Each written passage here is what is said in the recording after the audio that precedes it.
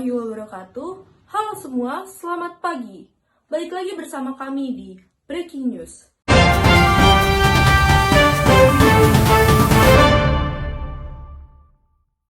Membahas seputar nabza. Sebelumnya perkenalkan, nama saya Arifinanti Wiradika. Baik, selanjutnya kita akan membahas mengenai pengertian dari nabza. Nabza merupakan singkatan dari narkotika, psikotropika, dan bahan adiktif lainnya, baik zat alami atau sintetis. Nabza dibagi menjadi 3 jenis, yaitu narkotika, psikotropika, dan bahan adiktif lainnya. Ketiga istilah tersebut mengacu pada kelompok senyawa yang dapat menyebabkan kecanduan. Baik, selanjutnya kita ke jenis-jenis dari nabza. Yang pertama jenis nabza adalah narkotika. Narkotika merupakan zat atau obat yang berasal dari tanaman dan organisme lainnya, baik secara sintetis maupun semi-sintetis. Golongan pertama dari narkotika adalah kokain, heroin, dan ganja. Golongan kedua, morfin dan petidin. Golongan ketiga adalah kodein. Jenis selanjutnya dari nabza yaitu psikotropika. Psikotropika adalah zat atau obat baik alamiah maupun sintetis yang tidak termasuk narkotika dan memiliki khasiat psikoaktif. Golongan pertama dari psikotropika adalah ekstasi, golongan kedua amfetamin, golongan ketiga fenobarbital, golongan 4 diazepam dan nitazepam. Jenis terakhir dari nabza yaitu adalah zat adiktif. Zat adiktif adalah zat yang berpengaruh secara psikoaktif di luar zat narkotika dan psikotropika.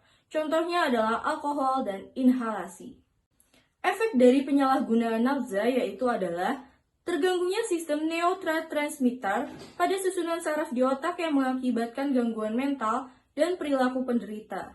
Selanjutnya, terganggunya fungsi kognitif, pikiran, afektif, perasaan dan emosi, psikomotor, perilaku, dan aspek sosial. Selanjutnya adalah kerusakan organ dalam tubuh, dan terakhir adalah kematian. Pengobatan dari penyalahgunaan nabza itu bisa dilakukan melalui rehabilitasi dan terapi. Pembahasan lebih lanjut mengenai nabza, mari ke reporter kami yang berada di SMA Negeri 4 Cibinong bersama Imawati Dinaili Adila, dipersilakan.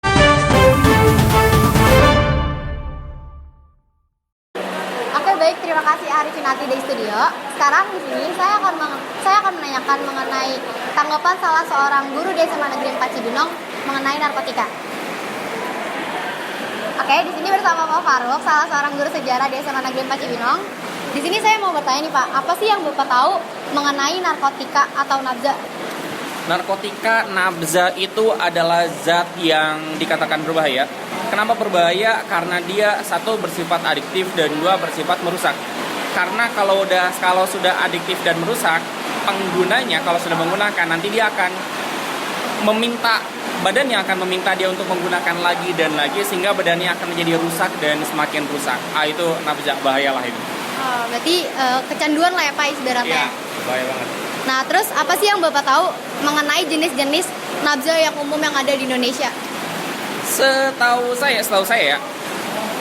saya narkotika nabza yang ada di Indonesia itu ada semacam ekstasi, ada metapetamin, sabu-sabu, kemudian ada LSD, kemudian ada kalau zaman dulu tuh ada yang disebutnya putau, ada banyak dan yang saya tahu hanya sedikit aja.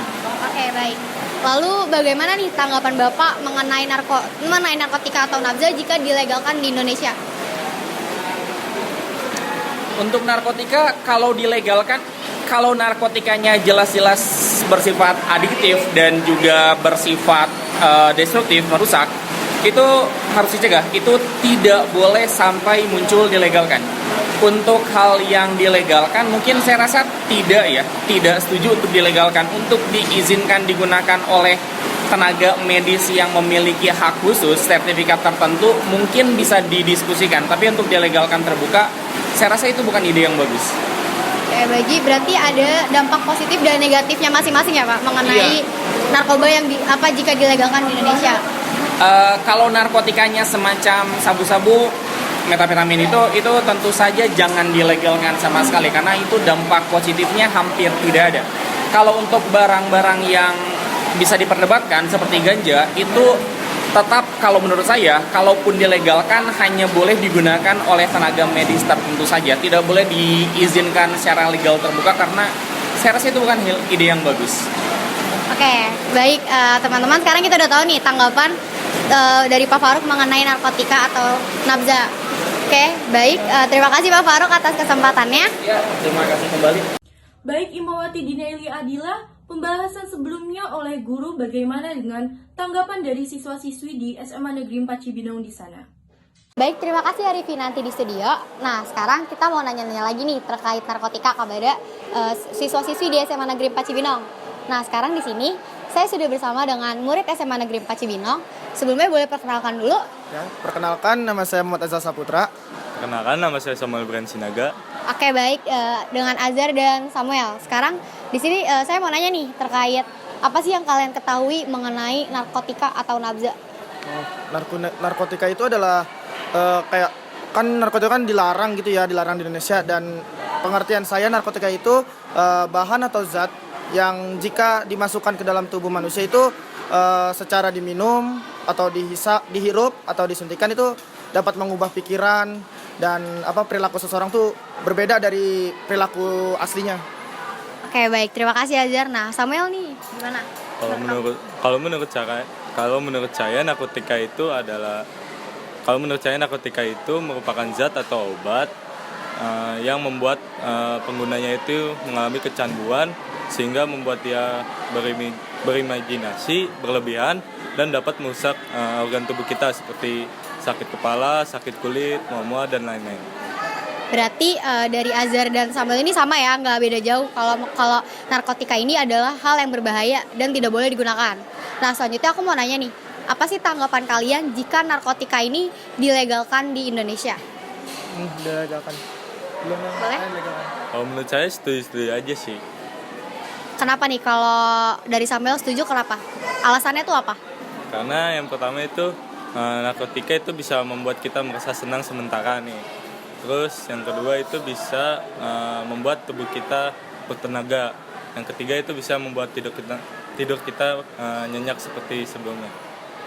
Oke, baik. Terima kasih Samuel. Kalau menurut Azhar gimana? Menurut saya itu narkotika itu harusnya agak setuju kalau narkotika itu legal di Indonesia, karena narkotika itu sudah tahu sendiri di undang-undang Indonesia itu narkotika itu dilarang keras kan, disebarluaskan di Indonesia. Jadi ya nggak cocok lah di Indonesia, misalnya udah diharamkan, apalagi sekarang kan ada yang kayak dari Aceh ngirim kan kayak barang-barang narkotika, pada dibakar, jadi kayak kurang lah buat kesehatan juga kurang.